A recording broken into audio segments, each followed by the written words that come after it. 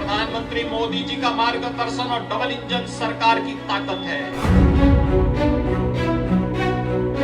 तो राम का एक सेवक होने के नाते और राम जन्मभूमि आंदोलन में मेरी तीन पीढ़ियों के समर्पण को ध्यान में रख करके मैं एक आत्मीय भाव के साथ अयोध्या आता हूं कि भाई नहीं, मेरा एक दायित्व है कि अयोध्या में कोई गड़बड़ नहीं होना चाहिए।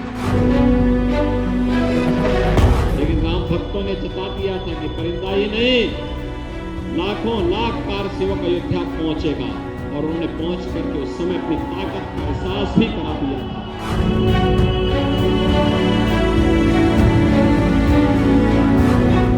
जब से उत्तर प्रदेश की कमान मुख्यमंत्री योगी आदित्यनाथ ने संभाली है, तब से राज्य का सियासी पारा चढ़ा ही रहता है।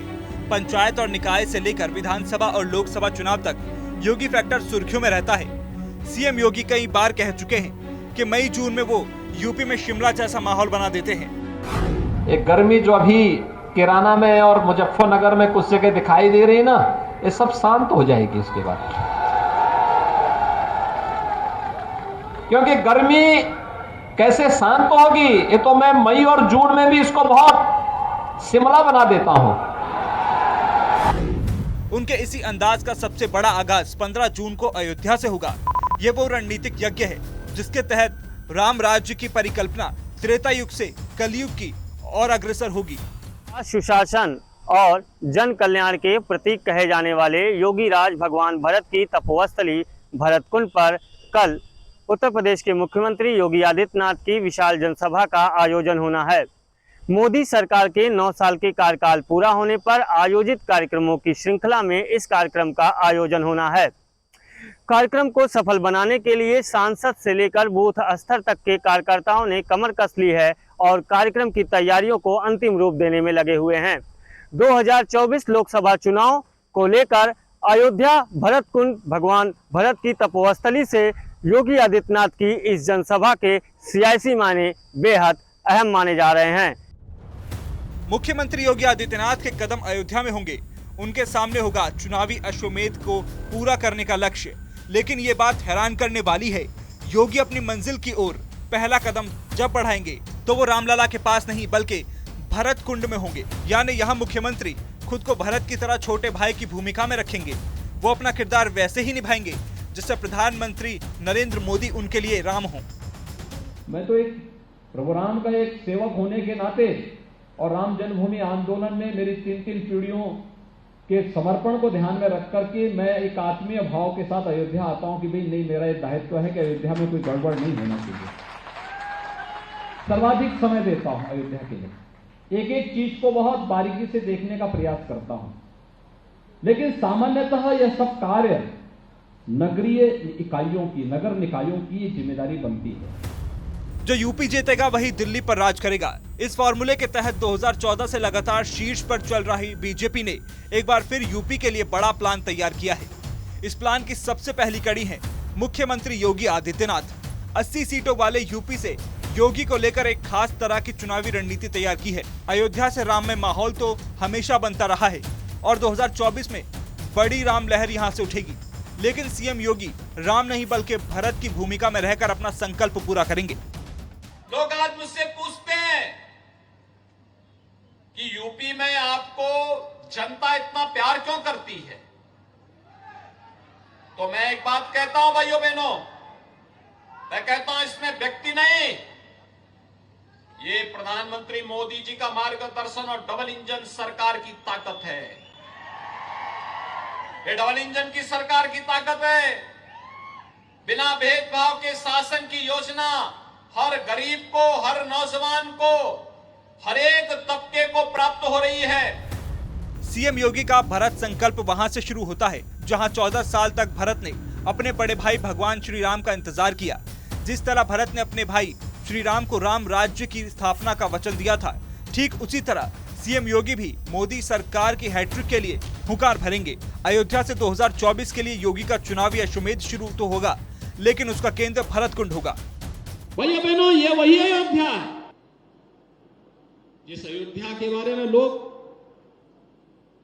विरोधी लोग क्या करते थे कि परिंदा भी पर नहीं मार सकता, लेकिन राम भक्तों ने जता दिया था कि परिंदा ही नहीं, लाखों लाख कार सेवक अयोध्या पहुंचेगा और उन्होंने पहुंच करके उस समय अपनी ताकत का एहसास भी करा दिया था।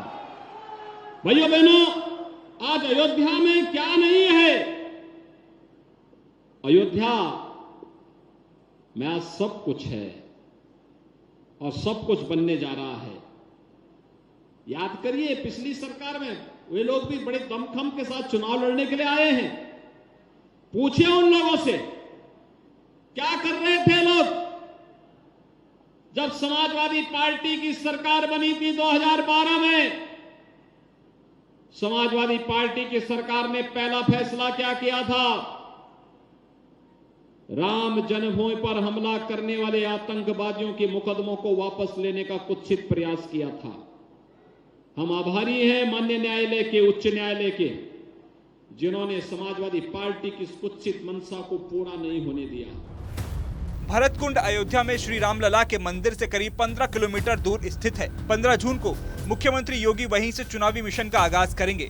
मौका तो मोदी सरकार के 9 साल के कामकाज के प्रचार का होगा, लेकिन एक विशाल रैली का आयोजन हो रहा है। इसमें भारी भीड़ जुटाने के लिए अयोध्या के सांसद और विधायकों समेत तमाम नेताओं को लगाया गया है। टिफिन पर चर्चा कार्यक्रम के जरिए कार्यकर्ताओं को सफल आयोजन के मंत्र दिए जा रहे हैं। याद करिए, कुछ लोग राम भक्तों की, यहां पर राम भक्तों का लहू बहा करके अयोध्या को बदनाम कर रहे थे। लेकिन भाइयों बहनों, हमें जब अवसर मिला